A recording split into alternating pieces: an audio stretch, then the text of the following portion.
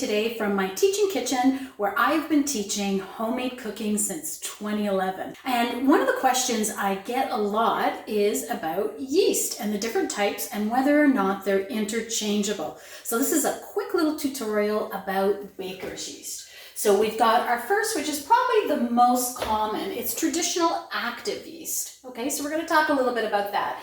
Then one that's been being used more and more, and I get a lot of questions about, is instant or fast-acting yeast. And a lot of people want to know, well, if the recipe calls for traditional yeast, can I use instant yeast or vice versa? Then the least common is fresh yeast, or often called cake yeast, which is one that a lot of people are not familiar with. So let's break it down and I'll explain exactly what they are. Okay, let's start with the traditional yeast, which is the most common. It's dried yeast. They're little granules, and it must be proofed in warm water. Okay, so with a recipe that calls for traditional yeast, the recipe will typically start with you adding the yeast to some warm water. Sometimes you'll add a pinch of sugar. Other recipes don't require sugar, and you'll wait till it froths and bubbles. And that is your insurance that it's alive and well, because all yeast is a living organism. So we need to ensure that it's actually in good working order. So that's your traditional yeast. And you can see that these are little tiny balls of yeast. Now, when we compare it to the instant yeast, you can see that's a much finer granule. So the difference right off the bat between the traditional and the instant is the instant is more concentrated. So you'll need about 25% less instant yeast if your recipe calls for traditional yeast. So it's less, so it could be therefore more economical. It's also perishable. It's also a living organism, just like the traditional yeast, but it does not need to be proofed in water like the traditional yeast. You add instant yeast directly into your dry ingredients, and then when you add the moisture, it'll activate the yeast. Then we have fresh yeast, or as some people call it, cake yeast, and that's because it comes in this firm little cake. You can see it's the similar color. It's highly perishable. Okay, this will have a much shorter shelf life. All three of these need to be refrigerated. The fresh needs to be refrigerated always. The instant and the traditional typically comes in a freeze-dried container, and when you open it, it needs to be refrigerated or it will die and be useless to you. Okay, so the fresh is more perishable, and then it needs to be refrigerated all the time, and it has a much shorter shelf life, roughly about 2 weeks when you get it home. I get mine just from my local mom and pop bakery. I ask for it at the bakery counter and they weigh it out. It's very inexpensive, but I need to record the best before date to ensure that I use it up while it's fresh. Now, if a recipe calls for traditional yeast, and you only have fresh yeast, you're looking at doubling the quantity. Okay, so if you need 5 grams of traditional yeast, you're going to double it up with the fresh to 10 grams. And again, 5 grams would require 25% less in the instant yeast if you were also transferring that quantity to instant yeast. So there you have it. This is the basic facts about baker's yeast. Okay, the easiest way to compare the 3 types of yeast is to prepare a recipe, adapting the yeast to each recipe. So here we have laid out my simple no-knead focaccia recipe, and we're adapting the different types of yeast for each of the 3 batches. Our first batch will be made with the traditional active dry yeast. And you can see it's quite a large granule of dry yeast, and we need 1 teaspoon of the traditional dry. Next to that, we have our instant or fast-acting yeast, which is more concentrated. So it requires about 25% less. So 3/4 teaspoon or approximately 4 grams of the instant or fast-acting yeast. You can see how much tinier it is and more concentrated. Our third and final yeast is our fresh or cake yeast, and not as in used for cakes, but rather it comes in a cake. So you'll see it's like a solid form, and that requires about double the amount of yeast than the traditional dry. So if we need 1 teaspoon of traditional dry, we require 2 teaspoons of fresh, which works out to 10 grams by weight. All the other ingredients are exactly the same for each of the recipes. We have got 2 3/4 cup of bread flour. You could also use all-purpose flour. We have 1.5 teaspoons of salt. And then in each glass, we have 1.5 cups of warm water. So all the other batches have the exact same amount of salt, flour, and water. So now let's look at how they're used in each of the recipes. Okay, the traditional active dry yeast must be proofed in the warm water. So we're simply going to add it to the warm water to dissolve, okay? Now, the instant or fast-acting yeast is simply added to our dry ingredients. It does not need to be proofed. It can directly be added to the dry ingredients. So one could say that it's a little bit quicker. You can eliminate that step. The fresh or cake yeast must also be proofed in the lukewarm water. So let's get that proofing. And each of those yeasts that are proofing in the water will need to sit in there for a good 3 or 4 minutes to proof. Okay, the traditional active dry yeast has now proofed in the lukewarm water. And you can see it's all melted there at the bottom.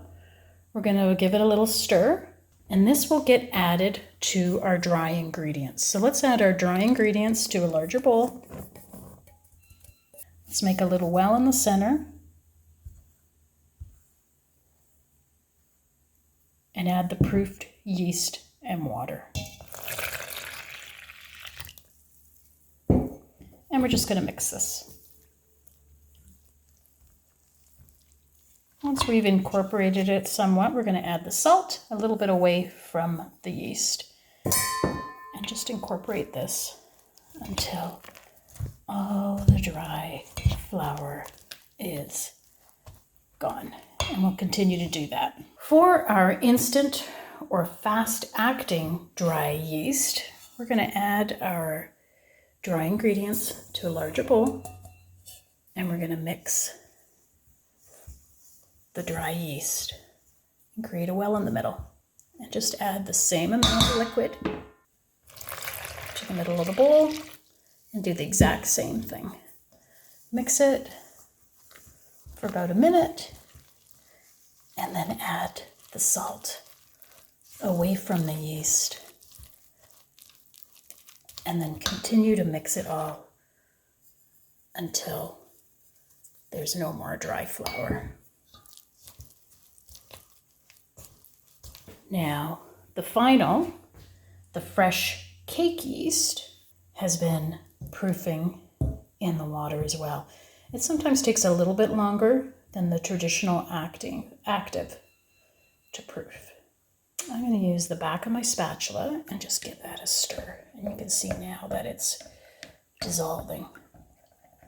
Okay, and then exactly like the traditional dry, we're going to add our dry ingredients to the large bowl. Make a well in the middle. Add our dissolved fresh yeast with the water. Make sure most of it gets in there. Give it a little mix for about a minute. And then we're going to add our salt away from the yeast and mix it as well until there's no dry parts remaining. I'm going to go back and mix each of these thoroughly so that they're starting to all sit for their bulk fermentation at the exact same time, because we're going to compare how much each one of them rises for the same amount of time. Okay, I've continued to mix each of them now so that there's no dry flour left. Okay, and they pretty much look exactly the same. because all the other ingredients are exactly the same. So you can see I've labeled each of the bowls. These two bowls are identical. The first bowl is slightly smaller than the last two, but other than that, they look exactly the same. So we're now going to cover them up with plastic wrap. I'll get that around there tightly. And then we're going to let them proof or sit in a warm, draft-free place for about an hour till they're doubled in size. And let's see if there's any difference between the three. See you in a bit. Okay, here we are 1 hour later. Let's have a look. So our first bowl is traditional active yeast. And this is the bowl that's slightly smaller. So we can see it has doubled in size. I can see a few bubbles in there. It looks pretty good. Our second is the instant or fast acting. Again, it's enlarged quite a bit. This is one of the bigger bowls, so I'm guessing that it's doubled as well. The last bowl with our fresher cake yeast is the same size as the second bowl, and it looks about identical in size, and it's sat for an hour. So far I would say all three have doubled in size in 1 hour's time. A couple of things to consider. The fresh yeast is very inexpensive, but it also has a very short shelf life because it's fresh. Once you bring it home from the store, it'll only last about a couple of weeks in the fridge. Okay, so the cost is very minimal here, and I usually get it from a independent baker. So I'll go to my mom and pop bakery and ask for it at the counter. They'll weigh it out and give me as much or as little as I need. And very inexpensive, but it will spoil. The instant or the traditional active dry both come in similar size container, pouches, jars, or even a large freeze-dried package. Typically they're priced about the same, although the instant, remember, it's more concentrated, so you're actually using a little bit less, 25% less. So it could be more economical because you're actually using less than the traditional. Some people like to use traditional because you proof it in water and then they know that it's active and viable, bubbly. They know it's alive and well. With the instant, because you're adding it directly to the dry, you don't know whether in fact it is still alive. Because remember, once you open up any of these packages of the dry yeast, they must be refrigerated because they are actual living organisms, and they have about a 2-year shelf life once they're refrigerated, much unlike the fresh yeast. So let's get them in the pans. We'll put them in identical size pans for the next rise, which is about a half hour, and let's compare them then. Okay, we have 3 identical size pans, and each of the doughs is in the pan. We generously oiled the pan with olive oil first, and then I've placed a few drops of olive oil on top. We're going to pat these out just to fill the pans. We'll do them all, and then they should be all about the same. We're going to cover them with plastic wrap and then leave them for the second rise of a half hour. And then we should be able to get an idea because they're all in the exact same size pan. Okay, I've patted each of the 3 of them out using oiled hands. They all look pretty much the same now in the same pans. I've also labeled each of the pans so when they go in the oven with an F,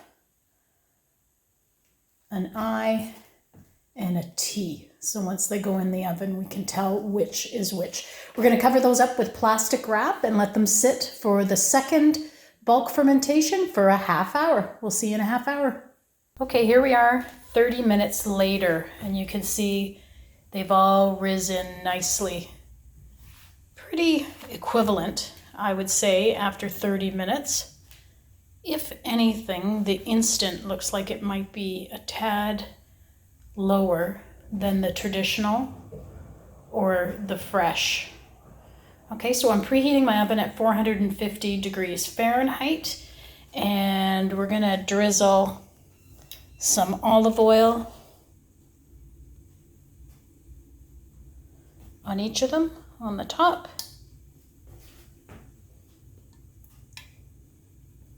I'll just spread that around nicely.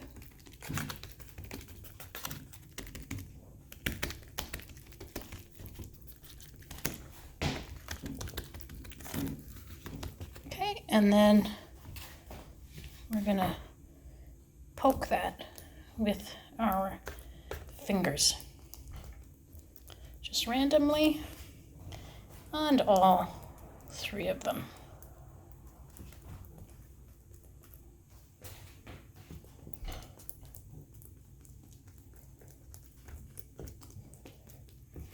Okay, and then we're going to take some coarse sea salt, flaked sea salt, drizzle that on, and we are going to bake these off for between 25 and 30 minutes. They will continue to rise in the oven, so our final look will be after they're baked.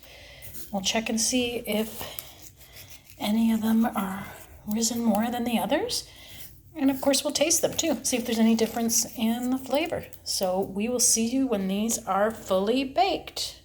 Okay, here we go out of the oven. The fresh yeast, the instant or fast acting dry, or the traditional active. They all look pretty close. If we look at the remaining pan here on the edge, this instant looks like it may not be as risen as high, but let's get them out of the pan and let's compare them. Okay, here we go. I've cut into all 3 of them now, and you can see the fresh or cake yeast, it has risen slightly higher. If you look at the pans where they're cut, you can tell, and also in the slices. So it's slightly risen higher. Now, when I taste them, the first 2, the traditional and the instant yeast, I would say that those tasted pretty much the same. And the fresh or cake yeast had a slightly more yeasty flavor, as well as in the aroma. So when I smelt the fresh cake or fresh or cake yeast focaccia, I could smell the yeast more than in the instant or the traditional. So all in all, I think my conclusion would be that if I had a choice of the 3 for quality of rise and flavor, I think the fresh yeast gave me better results. Now, if you were choosing between traditional or instant yeast, I would say they both had pretty identical results. And considering that you're using 25% less instant yeast, they both have a very long shelf life of about 2 years after you open them. You can keep them refrigerated. I would say that the instant yeast makes more sense because you're using less, so it's less expensive, and the results are the same. Now, the only advantage of the traditional yeast, which you are proofing in water, would be if by chance you were unsure as to whether the yeast was alive or not, you would have an opportunity to see whether it was active and well. But if you refrigerate it after opening every single time, there should never be a question. So there you have it. 3 yeasts: traditional active dry, instant or fast acting dry, or fresh or cake yeast. So you can decide which you would prefer to use in your baking. And I hope you enjoyed this video. Please subscribe to our channel, click on the tomato, and you will not miss a thing. We'll be covering lots of ingredients as well as recipes. So we'll see you in the kitchen.